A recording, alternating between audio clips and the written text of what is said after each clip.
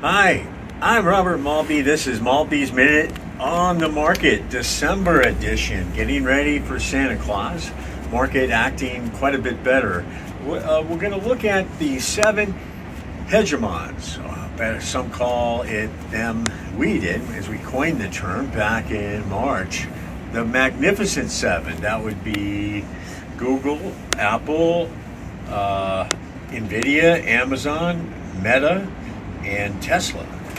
They're also 7 of the largest investors and lobbyists on K Street. No coincidence.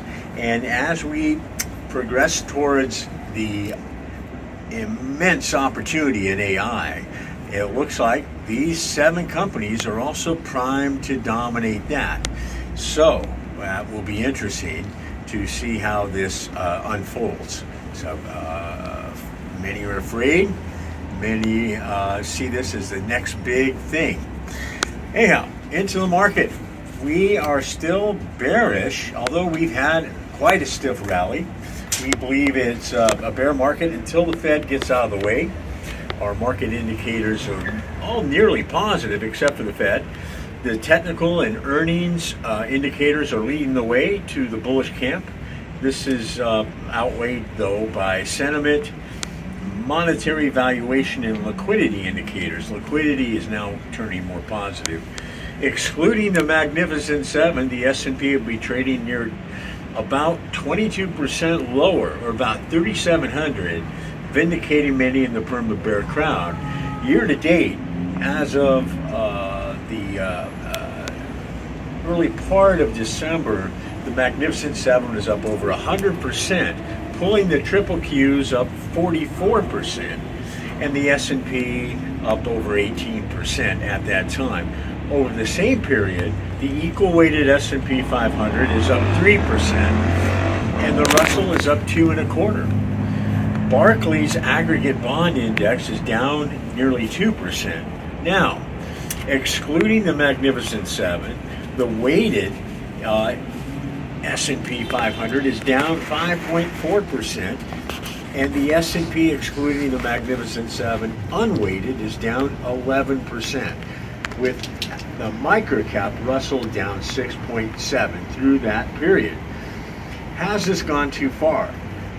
Let's take a look at the key Magnificent 7 trading at a PEG ratio combined with other indices adjusted for earnings predictability. We find that Meta is the best value on this measure at 1.7, followed by Google at 2.0. Our singular research coverage list at 2.0, Microsoft at 2.2, Nvidia at 2.6, and the historical S&P also at 2.6.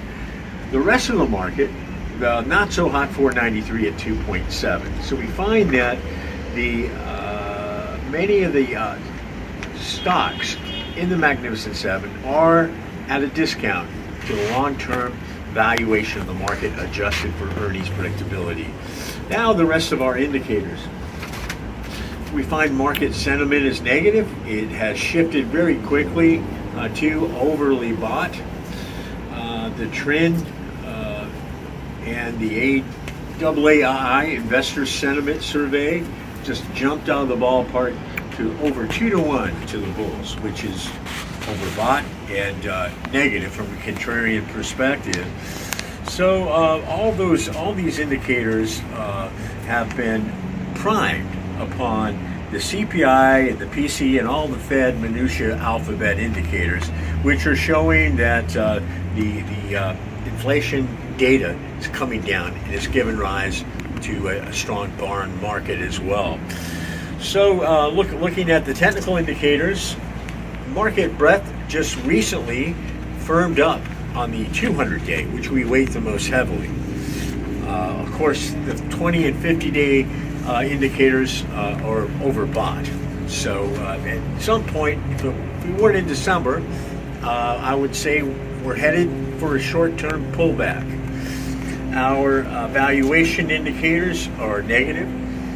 This is best per trade. If we remove the market cap weighting of the Magnificent 7, we find that the PE multiple for the 493 is 15, about 10% below the norm.